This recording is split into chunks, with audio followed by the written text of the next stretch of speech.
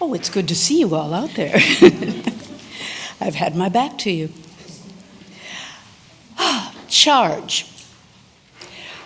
One of the definitions of this word of many meanings is to place a burden or a heavy load on someone or something. This is not what I have in mind for today. Today's charge for Bladimer and the congregation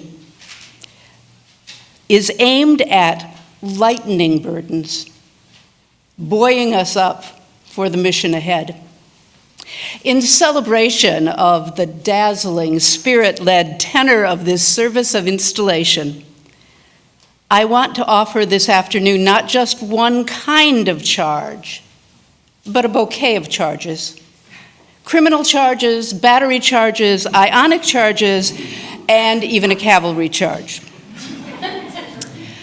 So, Bladimer, I was your conference minister, your bishop, when you came into the United Church of Christ, USA, almost 20 years ago. And since my retirement, we have continued to be colleagues in ministry, and over those many years, I've noticed a few things about you. Charges that could be brought against you. Charges for actions in which I trust you will persist. First charge, breaking and entering into the hearts and lives of those with and for whom you work and minister. It's a good charge. Next, I want to charge you with disturbing the peace. Whenever you encounter the false and self-satisfied peace of complacency or superiority. And furthermore, I would charge you with creating a public nuisance when that is necessary for the sake of the gospel. Charges. And as you go about your ministry, I remind you to take time to recharge your batteries, spiritually, physically, with family, in community, and in solitude, to seek out that which energizes you and brings you strength. If you are not recharged, you cannot keep going and going and going, and I think you already know that, but a reminder is good. Now, there is a sense, Bladimer, in which you seem to inherently be a charger of the atmosphere around you. You affect the mood and the tone of gatherings and meetings with your truth-telling and your generosity of spirit.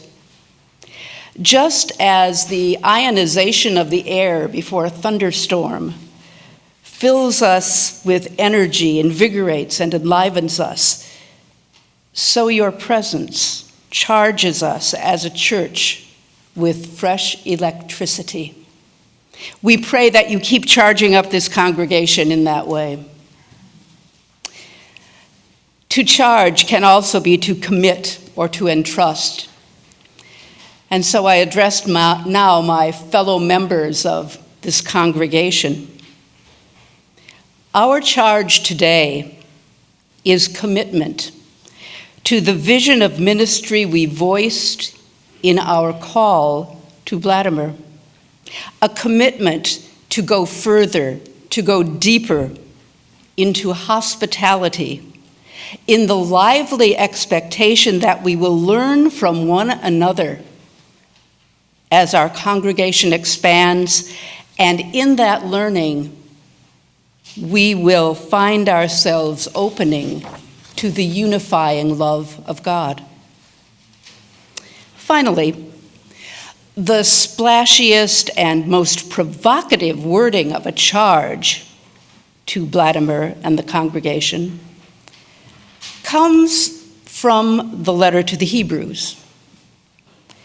Let us consider how to provoke one another to love and good deeds. So, I charge us, pastors and congregation mutually, to encourage and hearten, take heart. Whenever we gather, offer sips of restoration, tastes of reconciliation, dollops of joy, a sampling of what is to come when at last justice holds sway, compassion reigns. Encourage and hearten and relentlessly provoke, taunt, incite, wheedle, and aggravate one another to greater and greater expressions of love strewn wildly on the winds of freedom, smeared with a toddler's exuberance over the face of the earth. Great swallows of restoration, feasts of reconciliation, heaps of joy, now and forever more. Charge, onward, padayon.